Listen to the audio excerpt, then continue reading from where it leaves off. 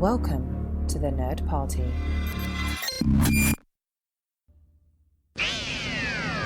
It can travel anywhere in time and space. Off we go into time and space! So all of time and all of space is sitting out there.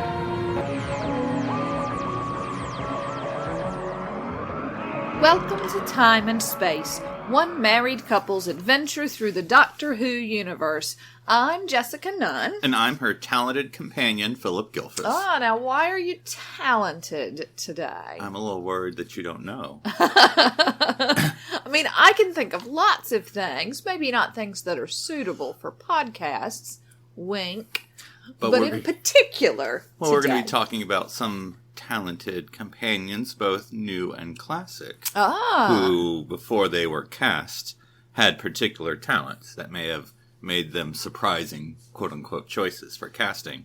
Okay. So, but before we get started on today's topic, I made some purchases recently that were Doctor Who related. Now, darling, because this is the beginning of the month, what did we get?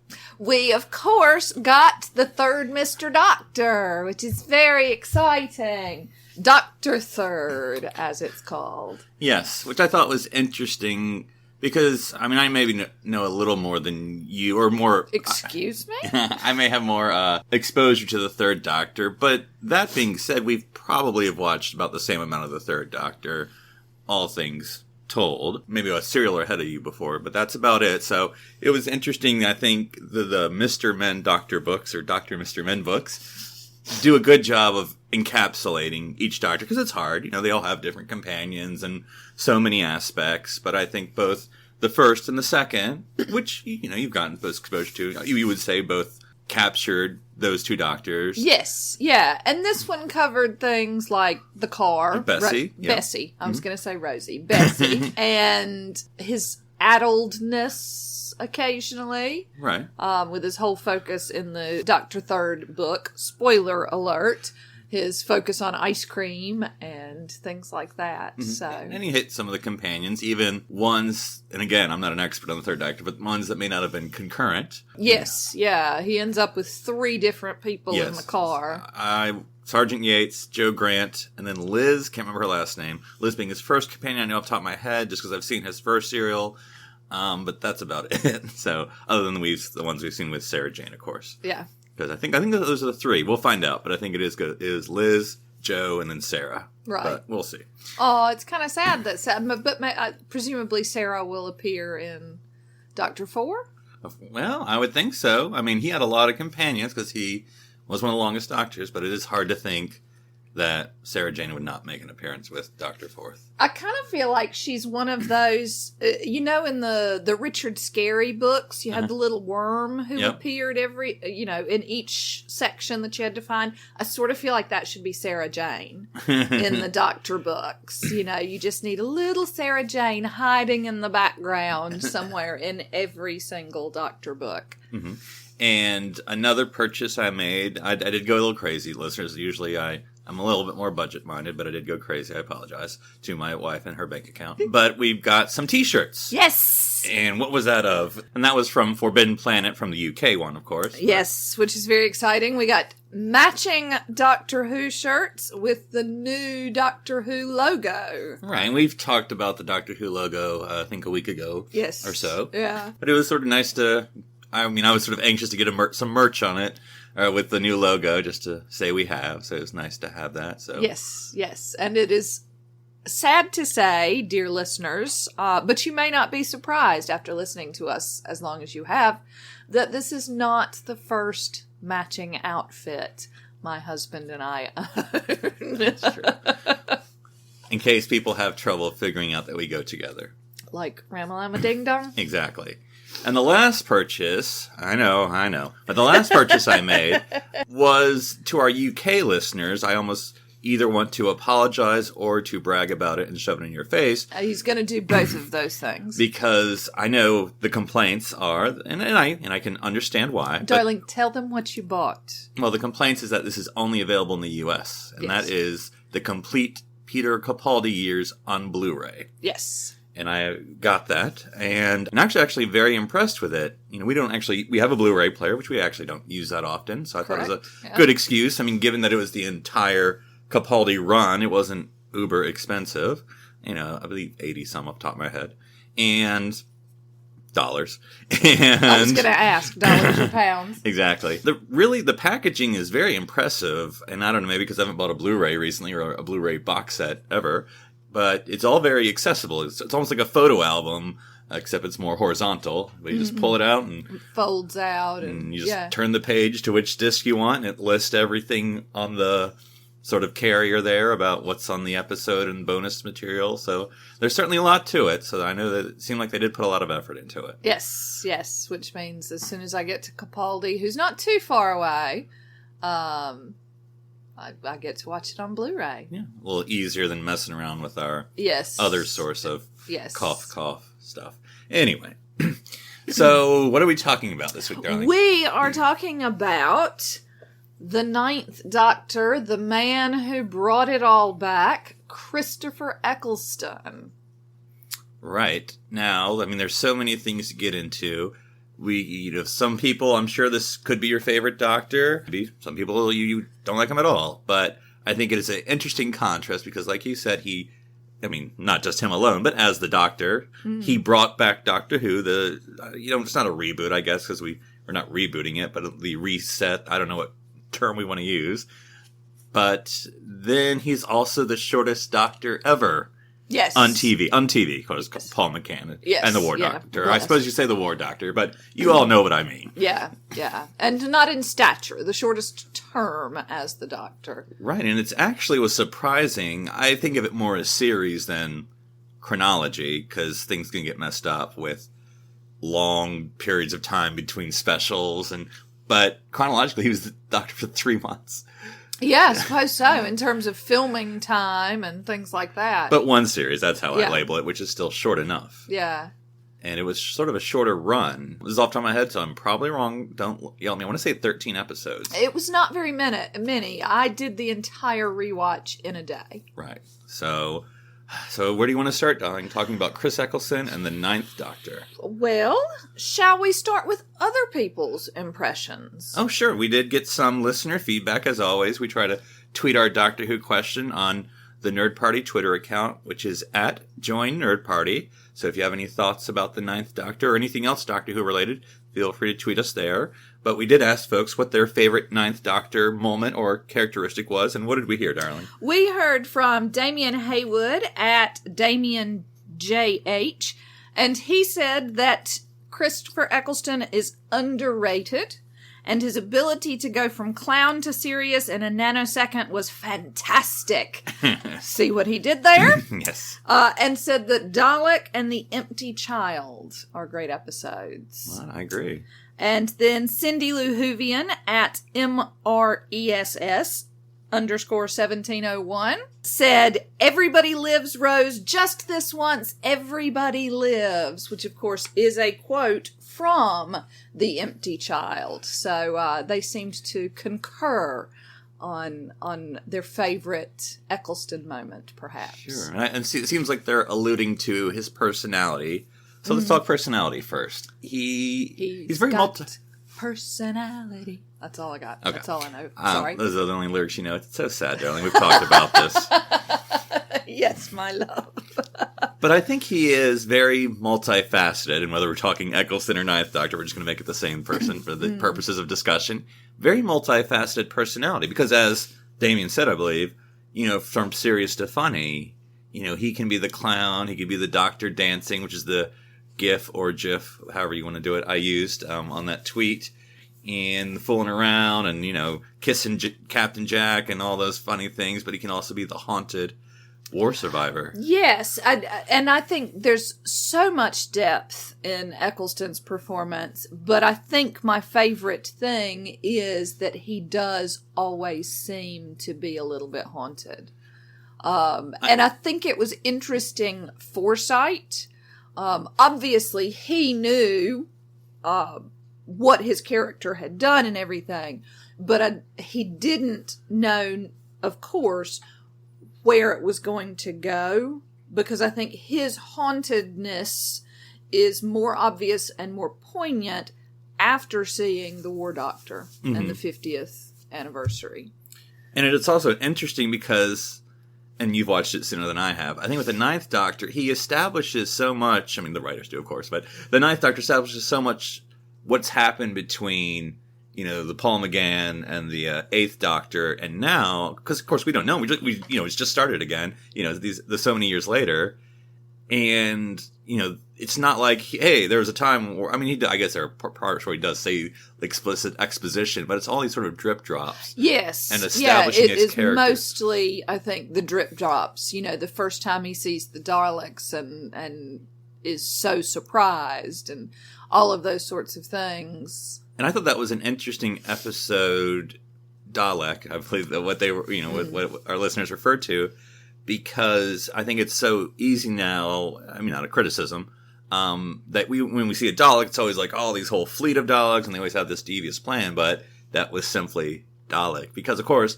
this was the first time seeing the quote-unquote new Dalek and the new Who. Yeah. And so, but just to introduce one and to make that element of the Doctor and his reaction to it. And also to make him pretty sympathetic. When we see him, he is being chained up and tortured. Mm-hmm. And so there's some sympathy to that. And his relationship, if you can call it that, the Daleks' relationship with Rose, which of course sets the stage for the entirety of that season, but it's still really nice. Mm-hmm. There's some nice moments to it. And the Ninth Doctor, of course, in many ways, is the exposition Doctor, because for Dalek, for instance, odds are, if you're listening to this, you know what a Dalek is, right? You don't need to explain, but sort of, and I'm going to use reboot, even though it's not really a good term, but for the Doctor Who reboot, that's he has to explain the Daleks, and he has to give the feeling to the characters, because that's the way the story's written, but of course it's the way to the audience too, who might be new audience members, that this is why you should be afraid. This is what they mean. Yeah, yeah. And presumably there were a lot of people who had that knowledge. Like, I knew what a Dalek was before I ever saw a Doctor Who episode. But there were still a lot of viewers, I'm sure, who didn't. And so, bless their hearts. They'd been living under a rock. But I think the hauntedness, even in his funny moments, because he can be funny. It's very subtle sometimes. He's not a slapstick like 11 or the wry remarks like 10, but he has this enthusiasm. It's sort of an adult enthusiasm. Yes. Because 11's more childlike. But I think 9 can be as happy and as enthusiastic as the other Doctors in those moments. But there's always that undercurrent. And there's always a distance. Because I think even, and you can tell me about the 9 Rose relationship, but even all of his companions, whether it's Captain Jack or Mickey, who he's always making fun of, or Rose, and I don't know how you felt about the quote-unquote romance, and I don't think it's that. You can tell me what you think. But anyway, about their relationship, but I think he still always keeps people at a distance, even though he doesn't mind having people around. He's not isolating himself, and that's sort of, I guess, being the Doctor, the alien, the Time Lord. Yes, and the only one left. Right. Which is what he thinks at that moment. Mm-hmm. And so what'd you think of the Rose 9 relationship? Is there a will they, won't they, since I haven't watched it recently, as much as you get maybe with 10? No, I don't think as much as you get with 10, but I think there's certainly the undercurrent. The chemistry, at least. The chemistry, yeah. And I think he sets it up because really, and I was thinking about this today, you can argue that the 10th Doctor and Rose get together because the Dr. Donna ends up over there. But it establishes this will they, won't they a little bit in all of them. In 9, 10, and 11. Not so much with Donna, but even then, the constant no, we're not together stuff still lends itself to, are they protesting too much? And the same thing with Amy. Rory is a constant presence. But there's always she talks about he will come and save me, and he travels around and he will make things right. and he's my husband. There's this build-up of, oh, is she talking about the no, okay. There is always this sort of frisson kind of thing. So you would say most of New Who, barring Capaldi, the 12, it seems to be at least an underlying romance with most of the companions. Yes. Most, and of course. I think Not that's Donna, okay, because there's a huge slight flirtation difference between a romance and a sexual relationship. That it's love. Mm-hmm. And it is platonic love, but it's still love. And I think because perhaps we don't see it as much on television in that way, that we automatically think, will they or won't they, when that's actually not what we're seeing. Does that make sense? Yeah, and it makes one question how the gender dynamics will change with 13. Yes, yeah. Well, and I think it changed, that sort of thing changed some with Capaldi anyway, because it was more overt. I think about his relationship with Bill, and he adored Bill, and Bill adored him, and that was so clear. The chemistry between those two actors is so glorious. But because he's older and she's a lesbian, we never question will they or won't they. Mm-hmm. But I suspect if it had been the same actors who happened to be of similar ages or of similar orientations, we would have had that. It is still that same deep affection and love for the companion, and I think that's really nice. Mm. And then something I thought about today, and I'm sure people have thought about this before, but I feel like accents can be a minor controversy in Doctor Who. Because, for instance, we make it a point in Rose, episode number 1, that... You sound like you're from the North! Every planet... I can't do it. Don't do it. But because I think about, David Tennant was not... I mean, I don't know how forceful this was not allowed to use a Scottish accent. Or didn't. Right. But I don't know if it was not allowed or made his own character choice. Right. Then we get with 12, he got to use. Who does, yeah. And then there's, of course, 11, who's just very, very posh. But then we have 13 being with her. Yes, another northernish West Country is the word I was looking for. And so, but I think, Chris Eccleston's Chris Eccleston. And how much do you think, I don't know how much outside of Doctor Who you've had Chris Eccleston with. I mean, how much do you see him being himself and how much is him being the Doctor? Because I think in many ways, and maybe it's just for lack of knowledge, every actor seems to bring a lot to themselves to the Doctor, especially New Who. But I think just the ultimate example is always Tom Baker, because Tom Baker is the Fourth Doctor. That's just the way he lives and breathes. That's who he is. And some actors who've played the Doctor are not that way. But I think Chris Eccleston, what do you think? It was another thing that I was thinking about. And I do also, just to come back to the accents itself, I have said before, and I still believe it, I think that Christopher Eccleston and his accent, as well as Billie Piper and her accent, were specifically chosen. Okay. Because they're more urban sounding. And so it was an attempt to draw people in a way that perhaps someone like even a gloriously lovely Matt Smith, but with his very posh, correct Queen's English pronunciation, I clearly went to a boys' school, grammar school kind of thing, might not have been as relatable to new audiences. Mm-hmm. So I do think it was an intentional choice. In terms of, I was thinking about how being the Doctor affects what you have later on. I'm thinking, I don't have a huge exposure to Christopher Eccleston, but thinking about all the things we've seen David Tennant in, and whether or not his acting has been changed by spending that much time playing the Doctor. And maybe that's true of any sort of character. But I think that, obviously Christopher Eccleston just had the 3 months. So I think that what I see in his Doctor, that is, to me, very Christopher Eccleston, is a highly trained actor. Mm-hmm. And I see that a lot. He is someone who has honed his craft, and you can see it on the screen. Because I think one thing I like about 9 is sort of a few things here, but that, for one thing, he's so simple in his dress. And, it's just leather jacket, plain tee. I don't know if he's wearing jeans or whatever, but, it's anyone could cosplay as the Ninth Doctor. Shave your head, you're there. Put on a big nose. And that's it.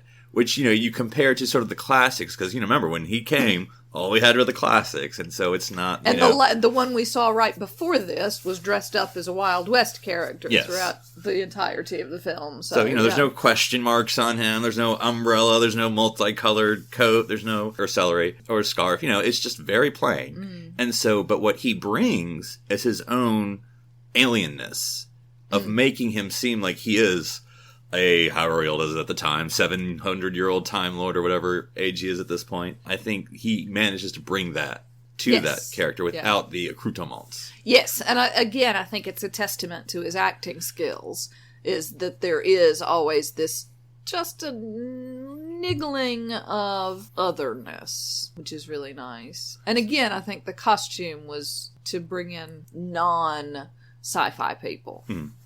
To make it more mainstream. And it was successful. I mean, that worked 100%. So. And I would be interested if folks who watched it live, what the reaction was.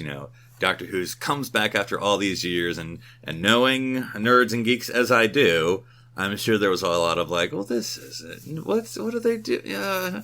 All the grumbling you've heard me say during Star Trek Discovery. I'm sure that's what people were saying during the Ninth Doctor's run. But then you have people like my friend Holly, who was here a month or so ago, and she said she didn't watch it past Christopher Eccleston because Christopher Eccleston was her doctor, and she hasn't been able to. And I found that interesting. She's younger, so she would have been sort of a teenager, an early teenager probably, when it started up, and how that influenced her. And she was like, nope, just that one. That's the one. And I think it's interesting how, because it's New Who, that's where you can suggest people to start.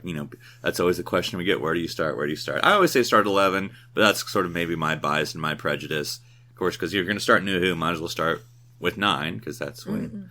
Although we have been telling people now, start with 13, see what happens. That's true. You just wait long enough. Because again, it does feel like this whole new iteration. So what do you think? Well, first let me do this, since you've watched this recently, what would you think are the standout episodes of 9? I really like the Empty Child. I think that's probably my favorite one. Yeah. Yeah, and of course we get Captain Jack. I also really like the last 2 with the game shows, because that's quite fun as someone who watched all of those shows. Reality shows. I had seen the British Big Brother, I had seen The Weakest Link, I had seen the Trini and Susanna, I think that's what they're called, the Change Your Clothes. Oh, okay. And there are so many callbacks, I think at one point they pat Captain Jack's bottom, and that was something that the real people would do all the time, and so I enjoyed that because of the in-jokes. Ladies, your ratings are about to go up. Yeah, but I do love the introduction of Jack, and I just think, The Empty Child is such a beautiful, and of course the ending, just this once. And she gets her son back, her son/brother/ Yeah. But yeah, which I thought was an interesting story.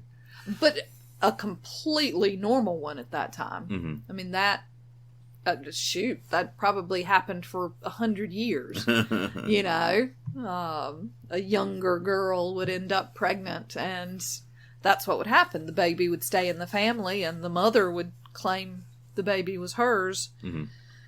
Yeah. Oh, goodness.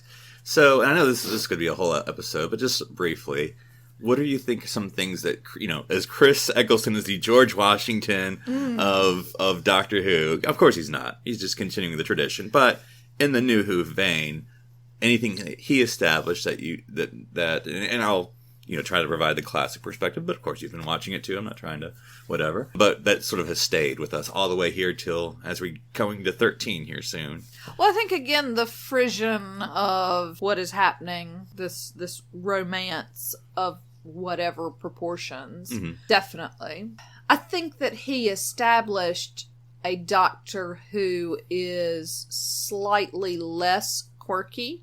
Mm-hmm. You know, you've got Matt Smith with his fez and even his bow ties, which I don't necessarily think is a quirk, but you don't have the celery. Right. Or the question marks or things like that. The doctor these days doesn't need that. Just performance is the quirks, not the accoutrements. Yes. Yeah. You're just enjoying saying accoutrement, aren't you? Why can't I? You do you. I think it's great. At the end of the episode, though, I'm going to have to ask you to spell it. Okay. Or use it in a play. Or use it in a play, yes. Now, one of the things about the Ninth Doctor, who I like, I'd have to do my list, what are my list of favorite doctors? He's in my top 5, maybe? Or at least top 7. But anyway, he's in my top first half. 13? 7 is not the top half of 13, darling. Well, 6 isn't. 6 is is. Top half, because it's 6 13 is the top and then half. B, 7, and then 7. Okay. Yeah. But I always imagine, to me, I wish he could have had one more series. Of course, I wish he could have had more than that. But, I'm not going to be greedy. But, just one more, then 2. Or just a Christmas episode. Yes. I would not have been opposed to seeing him just in a Christmas episode. Yeah, because I don't think, now correct me if I'm wrong, I don't think Rose, other than the Christmas invasion, but that was kind of a weird one because you're introducing a new doctor. But Rose really never had I was going to say she never had a Christmas special. Of course, that's a lie. She did. But I guess you know what I'm saying. Just a self-contained adventure. Because obviously she had a lot to do in Christmas Invasion. It was basically 75% just her. Because we don't see Tennant till the end. He wakes up. But I love him. But it would have been interesting to have a 9 Rose. You could really bring, because it'd be the whole cast, Captain Jack. I don't know. I guess if it had to be, I don't know how you'd have to place it, right? So, where you would, maybe it's because it regenerates at the end of the first season series, so we'd have to really make this up where it's placed. But I would love to have Captain Jack in a Christmas episode as well. So it'd be 9, Captain Jack, Rose, maybe Mickey too, and then I don't know who your special guest star would be playing. Ricky. Yeah. You keep calling him Mickey. That's not his name. Who would the special guest star be? That's an interesting question. But it would have been interesting because season 1, or series 1, which I'm going to call it for New Who purposes, there's no necessarily an arc. I mean, Bad Wolf, yes, Bad Wolf is the arc, but there's not, that's it. It's a running. Yeah, and I wouldn't necessarily call it an arc as much as I would call that a thread. Yeah, but it would have been interesting of a second series, which might have had maybe more of a arc, what they could have done. Well, and like I've said, I'm not as crazy about the arcs. Mm-hmm. Again, because as I'm watching it, I'm doing 1,000 other things. Right. So I don't necessarily want to have to hold on to little snippets of information that are going to be important later. Because it would have been interesting to just see him have more time as the Doctor and maybe see what other relationships or growth. Because I think we have, for the most part, I'm thinking as I say this, seen our doctors grow over time. Yes, and perhaps, I would agree that we don't necessarily get that with him. Of course, it would have been, not to keep hanging around on this, to have him be in the 50th. Because, in other words, the hauntedness, which is him having that, not that he didn't confront it in episodes, but to have a real confrontation. To have to come face to face with the man who is the reason behind his haunting. Right. In the War Doctor. That would have been a beautiful thing. Yeah. And I'm less angry with Eccleston about it than I used to be. But I still do think it's a shame. I'd love to have him back at some point. Mm-hmm. Mm-hmm. What classic characters would you have liked to seen him with? How would he have been with Sarah Jane, or what callbacks could he have done? I don't know if Sarah Jane would have had any use for him, mm-hmm. because there's such lovely affection between Sarah Jane and the 10th Doctor, just so gorgeous that I just love so much. Mm-hmm. Would he have gotten along with K9? No, he would not have had any use for K9. K9 and Ricky would have been off in a corner somewhere. But yeah, just something to think about. Yeah, it's an interesting question. I'll have to mull it over. As we go through the classics, maybe think of an old companion that would have been interesting to see him come back to. Oh, he would have been so annoyed by the girl who cried all the time. The girl who was always upset, and she got thrown in the ocean in the open. Perry. Yeah, that he would have that would not have gone down well. Well, with that, darling, any closing thoughts on Chris Eccleston and 9? I'm glad that we did this, because I'm glad I got a chance to go back and look at the episodes. I'd forgotten how much I enjoyed them. Mm-hmm. And I because when I started my rewatch, I started with 10. I sort of skipped him over. And so it was nice to go back to him. And it's interesting how much in that first series 10 would revisit. Yes. So Cassandra. Yeah. The Face of Bo was in the first episode. Even the tree people that I assume are the same tree people that the 11th Doctor has in his Christmas special. Okay. I assume. Okay. I don't know. I haven't done my 9 rewatches recently. Yeah. So. Yeah. Worth looking back at that episode and seeing if you agree. Yeah. All right. Right. Shall we jump into the TARDIS library, my love?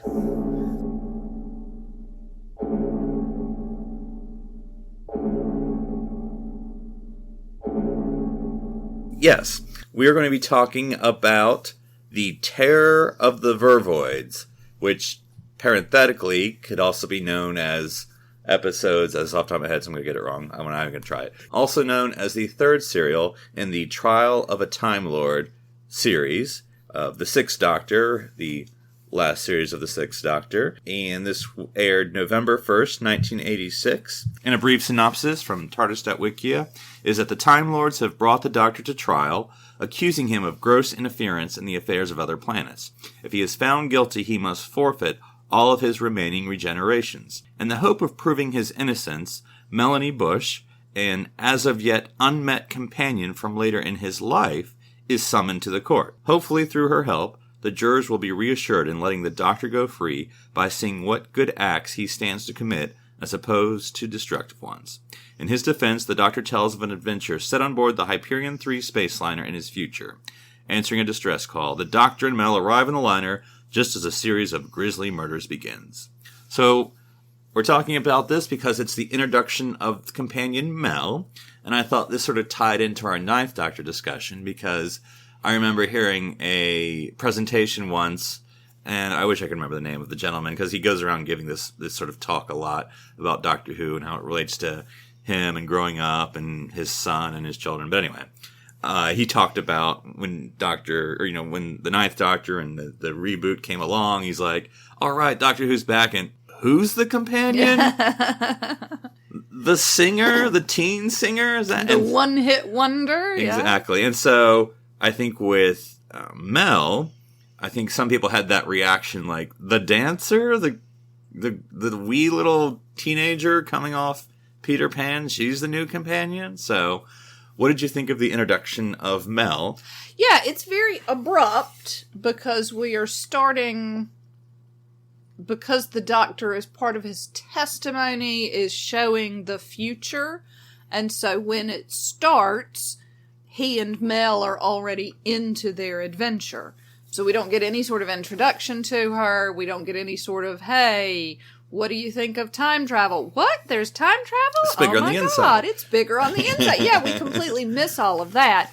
We just start straight in with this comfortable companion. So that was a little bit interesting. Right. And of course, same thing viewers got. You're not getting anything that wasn't. Yeah, no, absolutely. But I'm just saying that's may have maybe set her up for failure, maybe a little bit.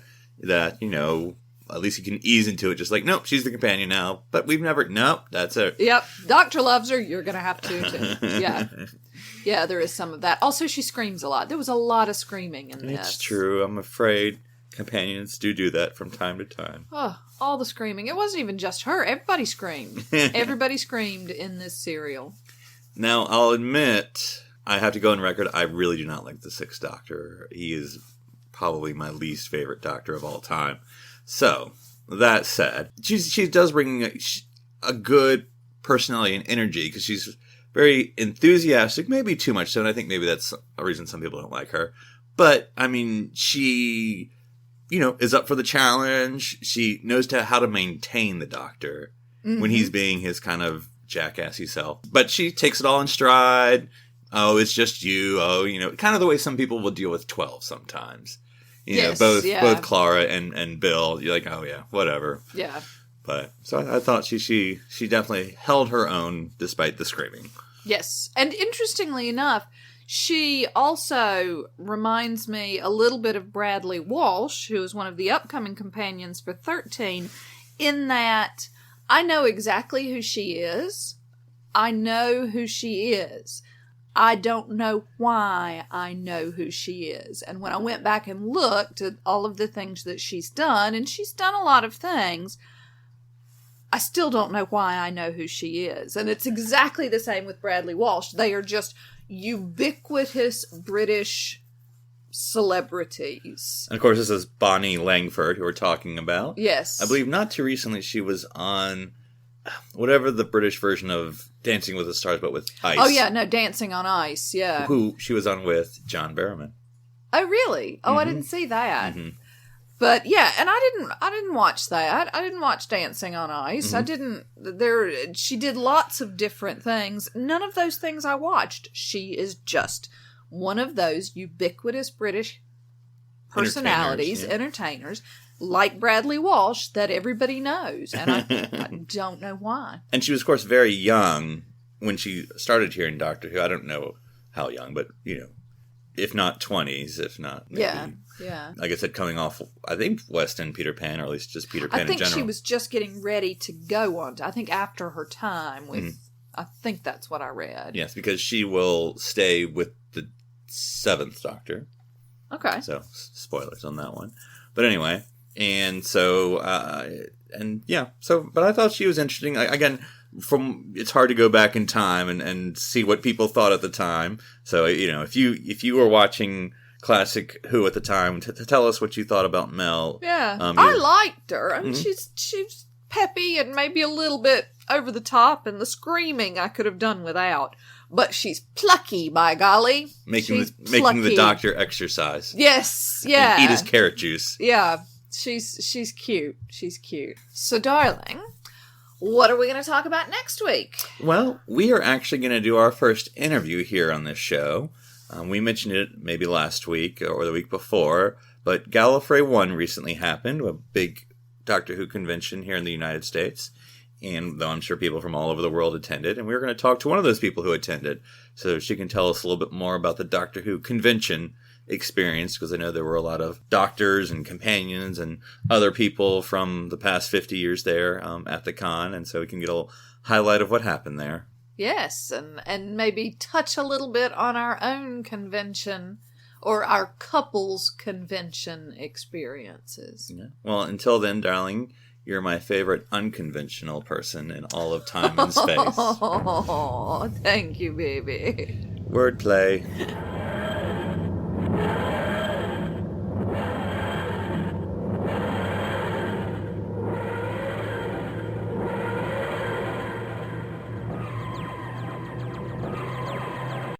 This is BBC Television.